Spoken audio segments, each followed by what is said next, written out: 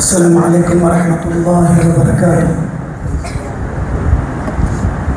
الحمد لله رب العالمين. الصلاة والسلام على نبينا محمد صلى الله عليه وسلم وعلى آله النجباء الأمناء وأصحابه الكرماء الفضلاء ما دام البحر مائجا بالدرر والمزن حائجا بالدرر. أما بعد فإن أصدق الحديث كتاب الله وخير الهدي هدي محمد صلى الله عليه وسلم وشر الأمور محدثاتها وكل محدثة بدعة وكل بدعة ضلالة وكل ضلالة في النار. فقد قال الله سبحانه وتعالى في القرآن المجيد: أعوذ بالله من الشيطان الرجيم. يا أيها الذين آمنوا اتقوا الله حق تقاته ولا تموتن إلا وأنتم مسلمون. പ്രിയപ്പെട്ട സഹോദരന്മാരെ, സഹോദരിമാരെ, പ്രപഞ്ചനാഥനായ അള്ളാഹുവിൻ്റെ കൽപ്പന നിർദ്ദേശങ്ങൾ ജീവിതത്തിൻ്റെ നിക്കല മേഖലകളിലും സൂക്ഷിക്കണമെന്ന് എന്നോടെന്ന പോലെ നിങ്ങൾ ഓരോരുത്തരോടും അതർഹിക്കുന്ന പ്രാധാന്യത്തിൽ ഗൗരവത്തിൽ ഉണർത്തുകയാണ്. പരിശുദ്ധ റമളാനിലെ അതിവിശിഷ്ടമായ നിർണായകമായ സന്ദർഭങ്ങളിലൂടെയാണ് നമ്മൾ കടന്നുപോയിക്കൊണ്ടിരിക്കുന്നത്. ലൈലത്തുൽ ഖദറിനെ പ്രതീക്ഷിക്കേണ്ടുന്ന മറ്റൊരു രാത്രിയാണ് ഇന്ന്. നമ്മെ സംബന്ധിച്ചിടത്തോളം നമ്മുടെ മനസ്സിൽ നമ്മൾ ഉദ്ദേശിക്കുന്ന വളരെ പ്രധാനപ്പെട്ട ഒന്ന് അള്ളാഹുവിൻ്റെ അടുത്ത് സ്വർഗം ലഭിക്കുക എന്നതാണ്. ആ സ്വർഗത്തിന് വേണ്ടിയിട്ടുള്ള പ്രാർത്ഥനയും പ്രവർത്തനങ്ങളുമാണ് ഈ റമളാനിൻ്റെ രാവും പകലുമെല്ലാം നാം ചെയ്തുകൊണ്ടിരിക്കുന്നത്. ഈ സന്ദർഭത്തിൽ നമ്മുടെ മനസ്സിന് പ്രാധാന്യം നൽകിക്കൊണ്ട് നാം ശ്രദ്ധിക്കേണ്ട രണ്ട് കാര്യങ്ങൾ മാത്രമാണ് ശ്രദ്ധയിൽപ്പെടുത്താനുള്ളത്. ഒന്ന്, നിരന്തരമായ പ്രാർത്ഥനയും നിരന്തരമായ പ്രവർത്തനങ്ങളും. അതായിരിക്കണം നമ്മുടെ മുന്നിലുള്ള പ്രധാനപ്പെട്ട ലക്ഷ്യം. ചോദിക്കേണ്ടുന്ന സുപ്രധാനമായ ചോദ്യവും അള്ളാഹുവിൻ്റെ അടുത്ത് സ്വർഗം ലഭിക്കണം എന്നത് മാത്രമാണ്. ജീവിതത്തിലെ എന്ത് നേട്ടങ്ങൾ ഉണ്ടായാലും അതെല്ലാം നൈമിഷികമാണ്. അതെല്ലാം നമ്മൾ തീരുന്നതോടുകൂടി ഇല്ലാതായി തീരും. അള്ളാഹുവിൻ്റെ പ്രവാചകൻ്റെ പ്രിയപ്പെട്ട സ്വഹാബിവര്യന്മാർ, ഞാനതിൽ പ്രധാനപ്പെട്ട രണ്ടാളുകളെ മാത്രം സംസാരിക്കുകയാണ്. പ്രവാചകൻ സല്ലല്ലാഹു അലൈഹി വസല്ലം മുഅ്ത യുദ്ധത്തിന് വേണ്ടി സ്വഹാബത്തിനെ തയ്യാറാക്കി നിർത്തുകയാണ്. സൈന്യത്തെ പുറപ്പെടാൻ പോകുകയാണ്. ആ സമയത്ത് അള്ളാഹുവിൻ്റെ പ്രവാചകൻ സല്ലല്ലാഹു അലൈഹി വസല്ലം സ്വഹാബത്തിന് മുമ്പൊന്നുമില്ലാത്ത രൂപത്തിൽ പ്രത്യേകമായൊരു നിർദ്ദേശം കൊടുത്തു. 3 ക്യാപ്റ്റന്മാരെയാണ് അള്ളാഹുവിൻ്റെ പ്രവാചകൻ സല്ലല്ലാഹു അലൈഹി വസല്ലം നിശ്ചയിച്ചത്.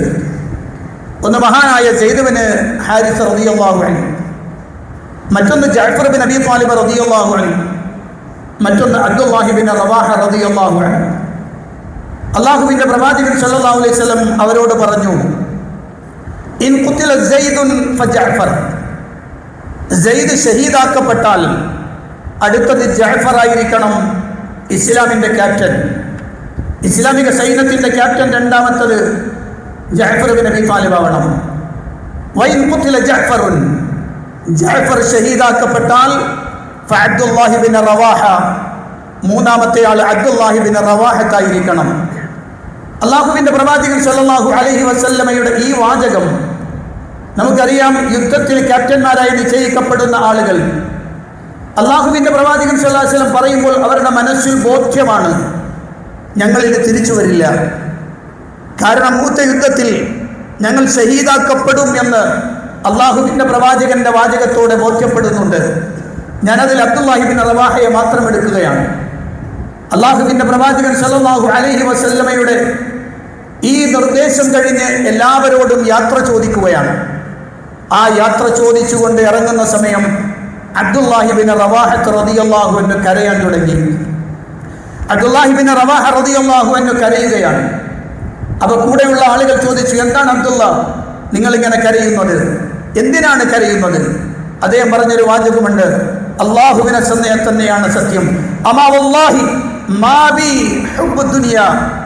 ഞാൻ കരയുന്നതിൻ്റെ പിന്നിൽ പ്രവാചകൻ സല്ലല്ലാഹു അലൈഹി വസല്ലം പറഞ്ഞ വാചകം കൊണ്ട് ഈ ദുനിയാവിലേക്ക് ഇനി ഞാൻ തിരിച്ചു വരില്ല, അതുകൊണ്ട് ദുനിയാവ് എനിക്ക് നഷ്ടപ്പെടുമല്ലോ എന്നോർത്തിട്ടല്ല ഞാൻ കരയുന്നത്. മാത്രമല്ല വലാ സ്വദാദത്തും ബിക്കും, നിങ്ങളെ വിട്ടുപിരിയേണ്ടി വരുമെന്ന ഹൃദയം കരിഞ്ഞുകൊണ്ടുള്ള പ്രയാസം കൊണ്ടുമല്ല ഞാൻ കരയുന്നത്. പക്ഷേ ഞാൻ കരയുന്നത് കാരണമുണ്ട്. അതെന്താ? വലാകിന്നി സമിഅതു റസൂലല്ലാഹി സ്വല്ലല്ലാഹു അലൈഹി വസല്ലം യഖറഉ ആയതൻ മിൻ കിതാബില്ലാഹ് യദ്കുറു ഫീഹാ അന്നാർ. അല്ലാഹുവിന്റെ പ്രവാചകൻ സ്വല്ലല്ലാഹു അലൈഹി വസല്ലം ഓതി തന്ന പരിശുദ്ധ ഖുർആനിന്റെ ആയത്തുകളിൽ നരകത്തെക്കുറിച്ച് പറയുന്ന ഒരായത്തിന്റെ മനസ്സിലേക്ക് ഇപ്പോൾ ഓർമ്മ വന്നു. ആ ആയത്തിനെ കുറിച്ച് ചിന്തിച്ചപ്പോഴാണ് ഞാൻ കരഞ്ഞു പോയത്. എന്താണ് ആ ആയത്ത്? അല്ലാഹുവിന്റെ പ്രവാചകൻ സ്വല്ലല്ലാഹു അലൈഹി വസല്ലം ഓതിക്കൊടുത്ത ആയത്ത് ഏതാണ്?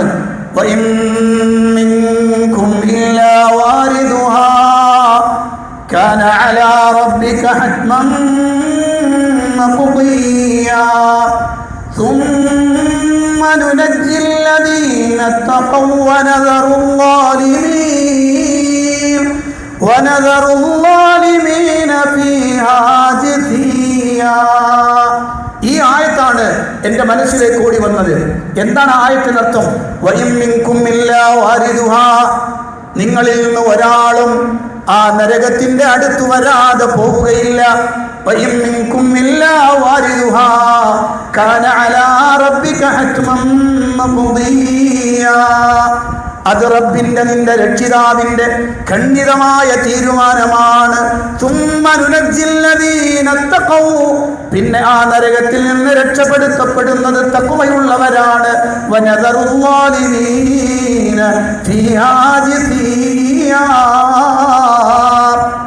അക്രമികളായ ആളുകൾ ആ നരകത്തിലേക്ക് വീണു പോകുന്നതാണ്. ഈ സൂറത്ത് മറിയമിന്റെ 71, 72 വാചകങ്ങൾ അല്ലാഹുവിന്റെ ഹബീബ് സ്വല്ലല്ലാഹു അലൈഹി വസല്ലം ഓതി തന്നതാണ്. അതെന്റെ മനസ്സിലൂടെ കടന്നു പോവുകയാണ്. മുഹൂർത്തത്തേക്ക് തിരിക്കുകയാണ്. തിരിച്ചു വരുമെന്ന് ഉറപ്പില്ല.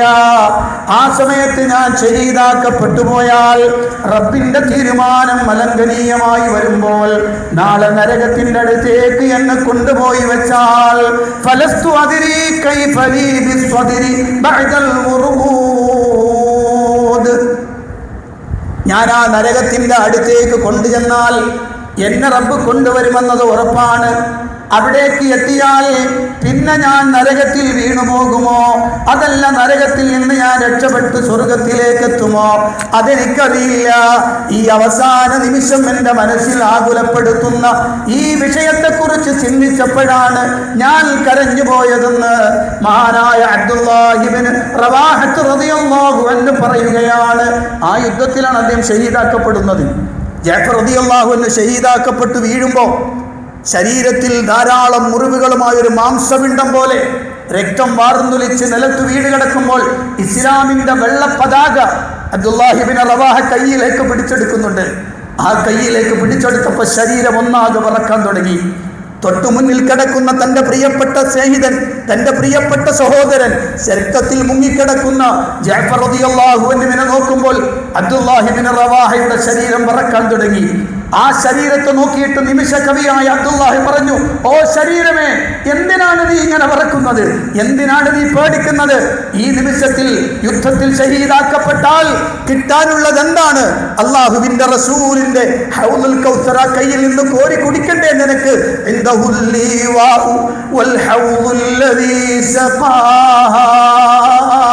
നാളെ റബ്ബിന്റെ അടുത്ത് കിട്ടാനിരിക്കുന്ന സ്വർഗീയമായ അനുഗ്രഹങ്ങൾ റസൂലുള്ളാഹിന്റെ കൈകൊണ്ട് കൊടുക്കുന്ന ഹൗലുൽ കൗസർ കുടിക്കണ്ടേ നിനക്ക്? എന്തിനാണ് ഇങ്ങനെ ബേജാറാകുന്നത്? സ്വന്തം ശരീരത്തോട് അബ്ദുല്ലാഹി ഇബ്നു റവാഹ. പ്രിയപ്പെട്ട സഹോദരന്മാരെ, ജീവിതത്തിലെ ഏറ്റവും പ്രധാനപ്പെട്ട ലക്ഷ്യതാണ്. ഈ റമളാനിന്റെ രാത്രികളിൽ നമ്മൾ പറയുന്ന പ്രാർത്ഥന എന്താ? അല്ലാഹുമ്മ ഇന്നക അഫൂൻ തുഹിബ്ബുൽ അഫ്വ ഫഅഫു അന്നി. അല്ലാഹുവേ, നീ മാപ്പ് നൽകുന്നവനാണ്, മാപ്പ് ഇഷ്ടപ്പെടുന്നവനാണ്. നീ എനിക്ക് മാപ്പ് നൽകണേ അല്ലാ. കാരണം നിന്റെ മാപ്പില്ലാതെ, നീ എനിക്ക് പുറത്തു തരാതെ, എൻ്റെ ജീവിതത്തിൽ വന്ന അബദ്ധങ്ങളെല്ലാം നീ വിട്ടുതരാതെ എനിക്ക് സ്വർഗത്തിൽ പ്രവേശിക്കുക സാധ്യമല്ല. അതുകൊണ്ട് തന്നെ ജീവിതത്തിൽ ഏറ്റവും പ്രധാനപ്പെട്ട വിഷയം സ്വർഗത്തിലേക്ക് എത്തുക, നരകത്തിൽ നിന്ന് രക്ഷപ്പെടുക എന്നതാണ്. ഞാൻ ഇവിടെ ഇരിക്കുന്ന പ്രിയപ്പെട്ട എൻ്റെ സഹോദരന്മാരോട്, പ്രിയപ്പെട്ട സഹോദരിമാരോട് ചോദിച്ചോട്ടെ, പരിശുദ്ധ റമളാനിലെ ഇത്രയും ദിവസങ്ങൾ കടന്നുപോയില്ലേ? അതെ, പരിശുദ്ധ റമളാനിലെ അവസാനത്തെ നിമിഷങ്ങളിലേക്ക് കടന്നു വരികയാണ്. ആത്മാർത്ഥമായിട്ടൊന്ന് ആലോചിച്ച് നോക്ക്. ഈ റമളാനിന്റെ ഇത്രയും ദിവസങ്ങളിൽ അള്ളാഹുവിന്റെ റസൂൽ സല്ലല്ലാഹു അലൈഹി വസല്ലം പറഞ്ഞതുപോലെ, അള്ളാഹുവേ, നീ എനിക്ക് സ്വർഗം തരണേ അല്ലാ, നീ എനിക്ക് സ്വർഗം തരണേ അല്ലാ, നീ എനിക്ക് സ്വർഗം തരണേ അല്ലാ, നരകത്തിൽ നിന്ന് രക്ഷപ്പെടുത്തണേ അല്ലാ. ഓരോ രാത്രികളിലും നരകത്തിൽ നിന്ന് രക്ഷപ്പെടുത്തുന്ന ആയിരക്കണക്കിന് ആളുകൾ അള്ളാഹുവേ നീ രക്ഷപ്പെടുത്തുന്നവരാണ്, അതിൽ എന്നെയും കൂടി ഉൾപ്പെടുത്തണേ റബ്ബേ എന്ന് ആത്മാർത്ഥമായി നമ്മുടെ കൂട്ടത്തിൽ ദുആ ചെയ്ത എത്ര ആളുകൾ ഉണ്ടാകും? അല്ലാഹുമ്മ ഗ്ഫിർലി ദുനൂബി എന്ന് പ്രാർത്ഥിക്കുന്നതോടൊപ്പം തന്നെ അല്ലാഹുമ്മ അജ്റിനി മിനന്നാർ വഅദ്ഖിൽനി അൽ ജന്നത എന്ന് നമ്മൾ റബ്ബിനോട് എത്ര പ്രാവശ്യം ആത്മാർത്ഥമായി ചോദിച്ചിട്ടുണ്ടാകും. അല്ലാഹുവിൻ്റെ പ്രവാചകൻ സല്ലല്ലാഹു അലൈഹി വസല്ലം സ്വഹാബത്തിനെ സജ്ജമാക്കിയത് അങ്ങനെയാണ്. രണ്ടാമത്തെ ആളാരെന്നറിയുമോ? പ്രവാചകൻ സല്ലല്ലാഹു അലൈഹി വസല്ലമയുടെ സദസ്സ്. പ്രവാചകൻ സല്ലല്ലാഹു അലൈഹി വസല്ലം സ്വഹാബത്തിനോട് ഒരു കാര്യം പറയുമ്പോൾ പരിശുദ്ധ ഖുർആനിൽ നിന്ന് കൃത്യമായ വാചകങ്ങൾ അല്ലാഹുവിന്റെ റസൂൽ ഓതി കേൾപ്പിച്ചാൽ അവരുടെ മുന്നിൽ ഒരൊറ്റ ആശയം മാത്രമേ ഉണ്ടായിരുന്നുള്ളൂ. അതെ, അത് ജീവിതത്തിൽ പകർത്തണം. സ്വർഗമെന്ന മഹാനുഗ്രഹം അത് നിങ്ങൾക്ക് വാങ്ങിക്കിട്ടണം. അതിന് ഐഹികമായ എന്ത് നഷ്ടപ്പെട്ടാലും കുഴപ്പമില്ല. അള്ളാഹുവിൻ്റെ റസൂൽ സല്ലല്ലാഹു അലൈഹി വസല്ലം ഒരു സമയത്ത് സ്വഹാബത്തിന്റെ മുന്നിൽ ഒരു ആയത്ത് ഓതി കൊടുക്കുകയാണ്. അള്ളാഹുവിൻ്റെ ഖുർആനിൽ നിന്ന് അള്ളാഹു സുബ്ഹാനഹു വ തആല ചോദിച്ച ഒരു ചോദ്യം,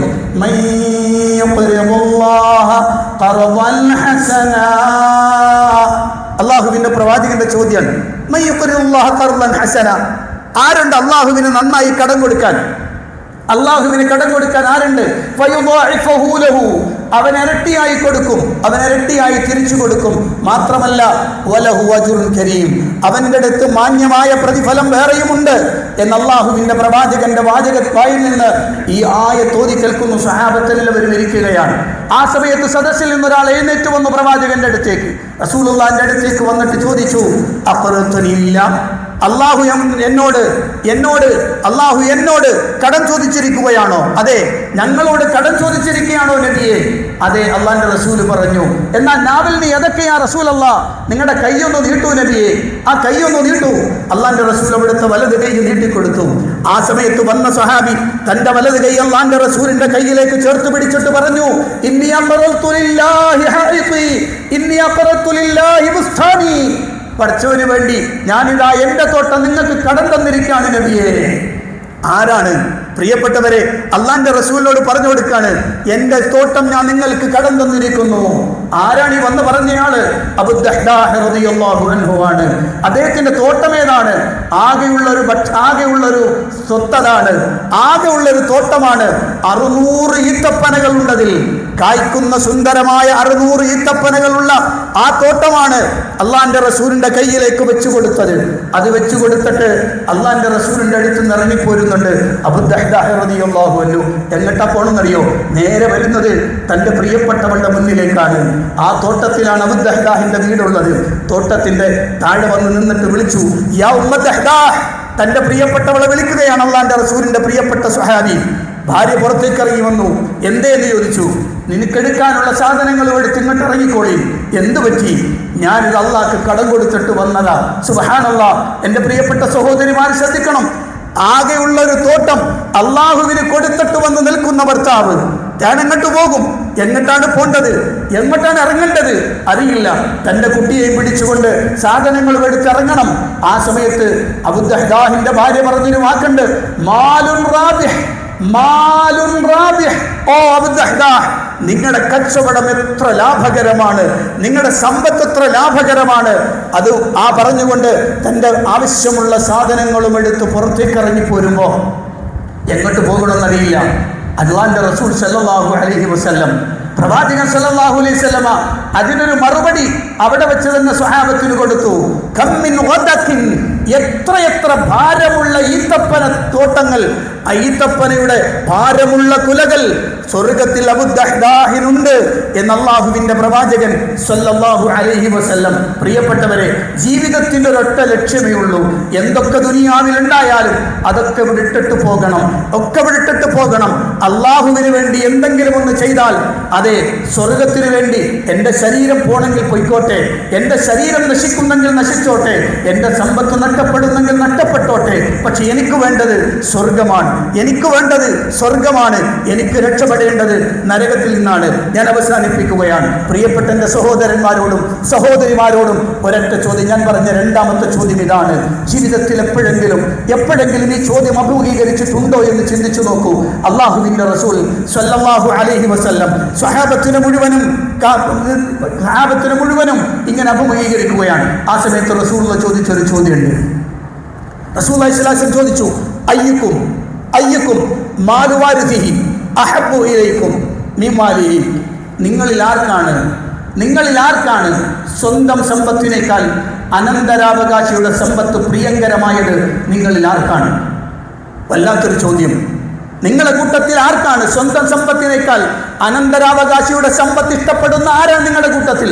അള്ളാന്റെ റസൂലിന്റെ ചോദ്യം കേട്ട് സ്വഹാബത്ത് തിരിച്ചു പറഞ്ഞു, നബിയെ, എല്ലാവർക്കും അവനവന്റെ സമ്പത്തല്ലേ ഇഷ്ടം, അനന്തരാവകാശിയുടെ സമ്പത്ത് ഇഷ്ടപ്പെട്ടിട്ട് എന്തെടുക്കാനാണ്?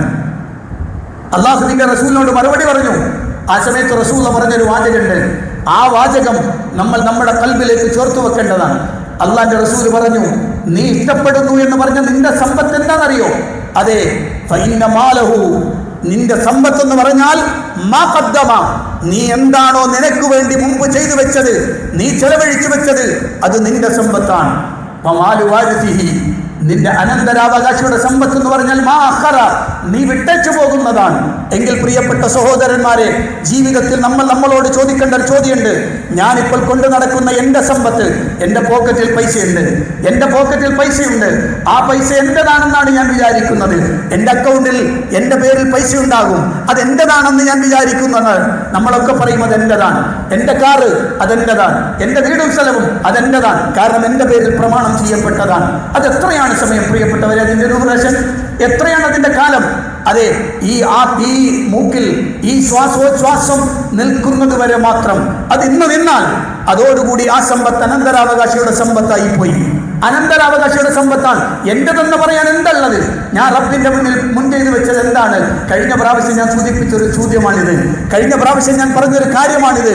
പ്രിയപ്പെട്ടവരെ, സ്വന്തത്തോട് ചോദിച്ചു നോക്കണം, സ്വർഗത്തിലേക്ക് എത്താനുള്ള പണി എന്താണ് ഞാൻ ചെയ്യുന്നത്? ഞാൻ എനിക്ക് വേണ്ടി ചെയ്തു വെച്ചത് എന്താണ്? നാളെ റബ്ബിന്റെ അടുത്തെത്തുമ്പോൾ അള്ളാഹുവിന്റെ ഖുർആനിലെ നമുക്കെല്ലാവർക്കും പരിചയമുള്ള എല്ലാ വെള്ളിയാഴ്ചയും കേൾക്കുന്ന ഒരു അധ്യായമുണ്ട് പരിശുദ്ധ ഖുർആനിൽ. സൂറത്ത് അഅലയും സൂറത്ത് ഗാശിയയും രണ്ടും വളരെ പ്രധാനപ്പെട്ടതാണ്. സൂറത്ത് ഗാശിയയുടെ ആദ്യത്തെ ഭാഗം നിങ്ങൾ നോക്ക്. അള്ളാഹുവിന്റെ ഖുർആൻ പറയുന്നത് കാണാം, ഹൽ അതാക ഹദീസുൽ ഗാശിയ وجوه يومئذ خاشعة عاملة ناصبة تصلى نارا حامية تسقى من عين آنية ليس لهم طعام إلا من ضريع لا يسمن ولا يغني من جوع وجوه يومئذ ناعمة لسعيها راضية في جنة عالية لا تسمع فيها لاغية فيها عين جارية فيها سرر مرفوعة وأكواب موضوعة ونمارق مصفوفة وزرابي مبثوثة. അള്ളാഹുവിന്റെ ഖുർആൻ രണ്ട് വിഭാഗം ആളുകളെ കൃത്യമായി പഠിപ്പിച്ചു തരികയാണ്. ഒരു കൂട്ടം ആളുകൾ വലിയ സന്തോഷത്തിലാണ്, അവരുടെ മുഖം നല്ല മിനുസമുള്ളതാണ്. ചെയ്ത പ്രവർത്തനങ്ങളെ കുറിച്ച് സംതൃപ്തി അടഞ്ഞതിന്റെ പേരിൽ അവരുടെ മുഖങ്ങൾ മിനുസമുള്ളതാണ്. അവർക്ക് വേണ്ടി തയ്യാറാക്കുന്നത് സ്വർഗത്തിലെ ഉന്നതമായ അനുഗ്രഹങ്ങളാണ്. രണ്ടാമത്തൊരു വിഭാഗമുണ്ട്, അവരപമാനത്തിലാണ്, അവരുടെ ദൃഷ്ടികൾ താഴ്ത്തിയിരിക്കുകയാണ്. തലപൊക്കാൻ കഴിയാതെ അപമാന ഭാരത്താൽ നിൽക്കുന്നവരാണ്, പ്രവർത്തിക്കാത്തവരല്ല. കുറേ കാര്യങ്ങൾ അവർ പ്രവർത്തിച്ചിട്ടുണ്ട്, ധാരാളം ചെയ്തിട്ടുണ്ട്, ക്ഷീണിച്ചിട്ടുണ്ട് അവർ. പക്ഷേ കണ്ടുമുട്ടാനുള്ളത് നരകമാണ്. ആ നരകത്തിന്റെ ചൂടേറിയ അഗ്നിയാണ്. അവിടുന്ന് തിന്നാൻ കൊടുക്കുന്ന ഭക്ഷണം അവർക്ക് ഉപകാരപ്പെടുന്നതോ അവർക്ക് രൂപത്തിൽ പോഷണം നൽകപ്പെടുന്നതോ വിശപ്പ് മാറുന്നതോ ആവുകയില്ല. വല്ലാത്ത പ്രയാസങ്ങൾ അനുഭവിക്കേണ്ടി വരുമെന്ന് അള്ളാഹുവിന്റെ ഖുർആൻ പഠിപ്പിക്കുകയാണ്. അതുകൊണ്ട് പ്രിയപ്പെട്ടവരെ, കിട്ടുന്ന അവസരം ഉണ്ടല്ലോ, കിട്ടുന്ന അവസരം, ഇനി ബാക്കി കുറച്ചുകൂടെ ഉള്ളൂ. കൃത്യമായിട്ട് റബ്ബിനോട് ദ്വാരക്കണം. തനിക്ക് ചെയ്യാൻ പറ്റുന്ന ഏറ്റവും വലിയ പണി സ്വർഗത്തിന് വേണ്ടി ചെയ്യണം. അള്ളാഹു അനുഗ്രഹിക്കുമാറാവട്ടെ, നരകത്തിൽ നിന്ന് അള്ളാഹു രക്ഷപ്പെടുത്തുമാറാവട്ടെ. പ്രിയപ്പെട്ടവരെ, നമ്മളെല്ലാവരും വലിയ സന്തോഷത്തിലാണ്, നമ്മളെല്ലാവരും ആഹ്ലാദത്തിലുമാണ്. പക്ഷെ മറന്നു പോകുന്നൊരു കൂട്ടരെ, നമ്മുടെ പ്രിയപ്പെട്ട സഹോദരങ്ങൾ, ഗസയിലെ നമ്മുടെ പ്രിയപ്പെട്ട പൊന്നുമക്കൾ, നമ്മുടെ സഹോദരങ്ങൾ, നമ്മുടെ സഹോദരിമാർ കഷ്ടപ്പാടിലും ദുരിതത്തിലും പ്രയാസങ്ങളിലുമാണ്.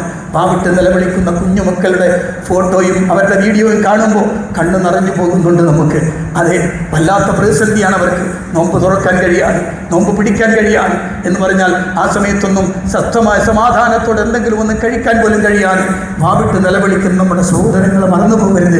പരിശുദ്ധ റമദാനിൻ്റെ രാത്രി കാലങ്ങളിൽ സ്വന്തത്തിന് ദ്വാരക്കുമ്പോൾ ആ മക്കളെ കൂടി ഓർക്കണം, ആ നാട്ടുകാരെ കൂടി ഓർക്കണം. അള്ളാഹു എല്ലാവർക്കും ഹൈറും ബർക്കത്തും ചെയ്യുമാറാവട്ടെ.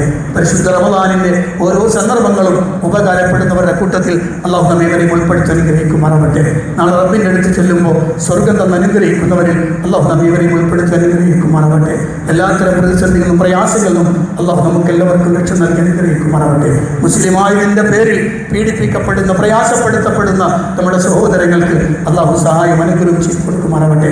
റബ്ബനാ ആതിനാ ഫിദ്ദുനിയ ഹസന വഫിൽ ആഖിറതി ഹസനത വഖിനാ അദാബന്നാർ. اللهم إنك عفو تحب العفو فاعف عنا. اللهم إنك عفو تحب العفو فاعف عنا. اللهم إنك عفو تحب العفو فاعف عنا. ربنا آتنا في الدنيا حسنة وفي الآخرة حسنة وقنا عذاب النار.